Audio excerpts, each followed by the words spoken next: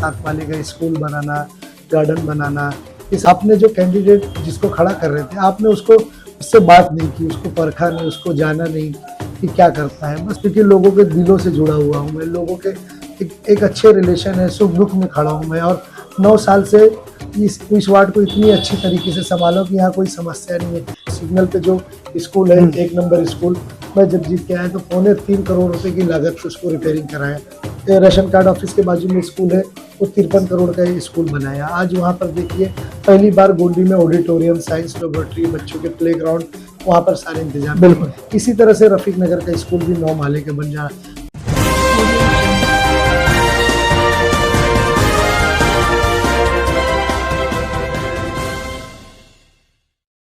इरफान भाई लगभग 1 से 2 दिन में आचार संहिता भी लगने वाली है। जिस तरह कई प्रत्याशी खड़े हुए, आप भी कहीं ना कहीं वार्ड 134 से खड़े हुए और आप यहाँ पे 138 में आपका समर्थन है कांग्रेस को, तो आप लगभग 9 साल 4 साल का जो टर्म था नगर सेवक का, उसमें कोविड-19 भी आया, कई एक काम किया, उसके बाद में 4 साल का जो पीरियड भी था तब भी आप लोगों ने घर पर काम किया। तो ऐसी क्या परिस्थिति थी कि जो कि आपको टिकट नहीं मिलकर किसी और को दिया गया? देखिए ये परिस्थिति तो मुझे खुद के नहीं समझ में आ रही है, अभी उनसे ही आपको पूछना पड़ेगा कि क्या परिस्थिति, जबकि कोविड के कार्यकाल में कम से कम 2 साल चले गए, फिर भी हम लोग ने इतना अच्छा काम किया। कोविड में हम ज़मीन पे खड़े रहे, अपनी जानों को दांव पे लगाया अपनी जनता के लिए, और हम उसमें अल्हम्दुलिल्लाह कोविड में जितना लोगों का काम करना था बेहिसाब काम किए।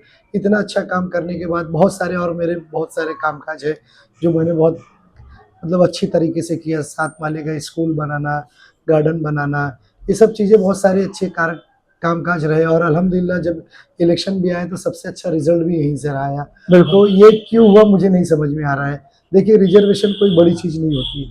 रिजर्वेशन जो होती है ना, कि गांव में भी देखो प्रधानी हो या कोई भी जीता हुआ कैंडिडेट हो, जब उसके विज़न होते, उसके सपने होते ना, तो उसको पूरा करने के लिए अक्सर वो खड़ा करता है। मैं भी अपने सपने, अपने विज़न को खड़ा कर रहा था। आपने जो कैंडिडेट जिसको खड़ा कर रहे थे, आपने उससे बात नहीं की, उसको परखा नहीं, उसको जाना नहीं कि क्या करता है। बस अपनी मर्जी से वहाँ पे डिसाइड कर दिया गया कि वो इस तरह से कहीं कैंडिडेट। ना कहीं जनता आपको 138 में देखा जाए तो काफी मतलब युवा नेता के नाम से जानती है। कई गार्डन से लेके कई अच्छी चीज आपने किया है कि मतलब जनता चाह रही थी कि आपको अब मौका मिला जाए, दोबारा से मौका मिलना चाहिए था, लेकिन मौका मतलब जैसा कहा जा रहा है कि भारी मतलब दूसरे वार्ड से था, उनको यहाँ पे दे दिया गया। यहाँ के वार्ड को मतलब ये उथल पुथल भी करने का क्या रीजन थी? और कहीं कहीं तो एक एक घर में 2-2 टिकट दे दिया गया, कुछ लोगों को रिवर्स किया गया। तो ये सब रीजन क्या था कि, लेकिन काम की बल पे अगर देखा जाए तो जनता में आपका अच्छा नाम है, लेकिन जनता को दरकिनार रख के ये मोनोपोली वाला कैसा फैसला लिया गया? देखिए मुझे खुद को नहीं समझ में आ रहा है। किसी को 2 सीट दी जा सकती है और उसको कोई लड़ा सकता है। बिल्कुल, तो मैं जीता हुआ आदमी क्यों नहीं लड़ा सकता था? मुझ में क्या कमी थी? सबसे जमीनी नेता, लोग मुझे यहाँ पे जमीनी नेता कहते हैं क्योंकि लोगों के दिलों से जुड़ा हुआ हूँ मैं, लोगों के एक अच्छे रिलेशन है, सुख दुख में खड़ा हूँ मैं, और 9 साल से इस वार्ड को इतनी अच्छी तरीके से संभाला कि यहाँ कोई समस्या नहीं है। पिछले 4 सालों से इलेक्शन भी नहीं हुआ, फिर भी जमीन पे खड़े रह के जितना कर सकते वो जरूर करते। कभी हमने अपनी जनता को तनहा नहीं छोड़ा, हम उनके हर चीज़ में साथ थे। और यकीन मानिए कि जिस तरह से मैंने काम किया हूँ और जितने लोग भी हैं इनके, अगर मेरे काम की बराबरी अगर किसी से की जा सकती तो तभी भी आप बताइए। बिल्कुल, तो कहीं ना कहीं अगर देखा जाए इरफान भाई कि जनता का इतना सहयोग है लेकिन टिकट नहीं मिलने से आप दुखी हुए, तो आपने एक समर्थन दिया कांग्रेस पार्टी को। तो समर्थन देने का क्या वजह थी? और जो कांग्रेस को आपने समर्थन दिया, क्योंकि और भी कई पार्टियां थी लेकिन उनको आपने समर्थन नहीं दिया, कांग्रेस को समर्थन देने की वजह क्या थी? देखिए मैं अपना कैंडिडेट लड़ा रहा था, मुझे मुफ्ती साहब ने बुलाया, बात की और उनके विज़न को समझा। मैं अपनी गोंडी की इस जनता के लिए बहुत प्यार करता हूँ। इनसे जनता भी आपसे करती है, जनता भी मुझसे करती है, बहुत हमारे अच्छे अखलाक हैं। तो मुझे लगा कि जब मेरे विज़न और उनके विज़न सेम है, हाँ। हम भी एजुकेशन पे काम करना चाहते हैं, वो भी करना चाहते हैं।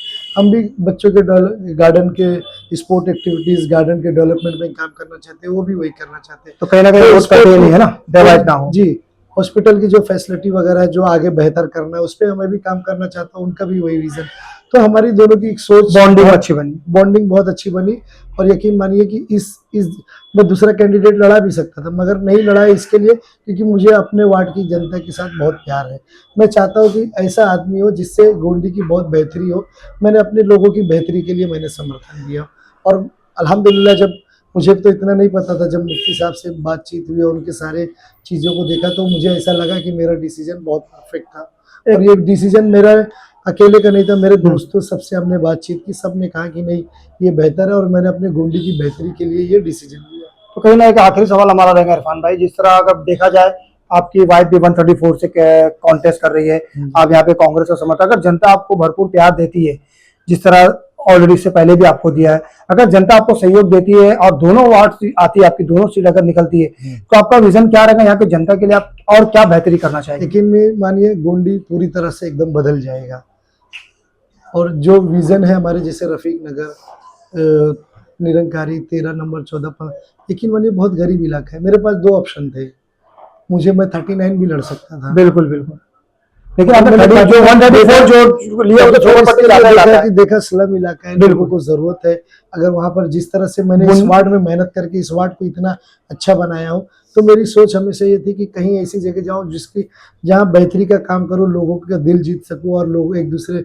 से मिलके प्यार मोहब्बत से वार्ड चला सके। मुझे लगा कि गरीब इलाका है, उसमें करूंगा काम तो मुझे दुआ मिलेगी, और मैंने दुआओं का रास्ता चुना है। बिल्कुल इरफान जी, तो हमारा आखिरी सवाल अभी ये फिर एक बार है कि 15 जनवरी को आप एक जनता को क्या मैसेज देना चाहेंगे वोट के सिलसिले में? जनता को अपील करूंगा कि वार्ड नंबर 138 में सबका एजुकेशन देखिए, सबका क्वालिफिकेशन देखिए, सबका काम करने का तरीका देखिए। मेरी मिसेज डॉक्टर है, वो अपने आप में एक सोशल वर्क है, तो और मेरा एक्सपीरियंस है, तो वहाँ पर जाएंगे तो पूरी तरह से बदलाव होगा, बच्चों में खुशी आएगी, बच्चों में हॉस्पिटल के लिए हम लोग मदद करेंगे, बच्चों के लिए स्पोर्ट एक्टिविटीज़ में मदद करेंगे। वहाँ रफीक नगर स्कूल देखिए, अल्हम्दुलिल्लाह बताते हुए बहुत खुशी हो रही है, 9 माले का पास हो गया है, और यकीन मानिए CBSE स्कूल वहाँ पे बनने जा रही है, मुंबई पब्लिक स्कूल बनने जा रही है। जो रफीक नगर की जनता, जो मेरे नीचे मेरे वार्ड की जनता है, इनके बच्चे वहाँ पर जाके तालीम हासिल करेंगे, और एजुकेशन से ही बदलाव आएगा। समाज अगर किसी तरह से बदलेगा तो एजुकेशन से बदलेगा, और मैं एजुकेशन पे हमेशा काम किया। सिग्नल पे जो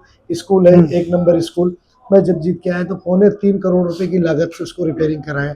जो राशन कार्ड ऑफिस के बाजू में स्कूल है, वो 53 करोड़ का स्कूल बनाया। आज वहाँ पर देखिए पहली बार गोंडी में ऑडिटोरियम, साइंस लेबोरेटरी, बच्चों के प्ले ग्राउंड, वहाँ पर सारे इंतजाम। बिल्कुल इसी तरह से रफीक नगर का स्कूल भी 9 माले का बन जा रहा है। रफीक नगर का स्कूल बनने में एक बहुत खुशी है कि जमाल भाई, जो 12 नंबर रोड पे टैक्सी स्टैंड के अध्यक्ष जी, उनकी बहुत मेहनत है, क्योंकि मुझे उनकी वजह से एक बहुत बड़ा काम हुआ। अक्सर मैंने पहले इसको रीडेवलपमेंट के लिए मैंने इसकी मांग की थी कि ये इसको 2 माले या 4 माले का किया जाए। ऑफिसरों ने कहा कि ये CRZ एरिया है, यहाँ पर नहीं कर सकते। मैं बहुत मायूस था, क्योंकि मैं स्कूल बनाना चाहता था।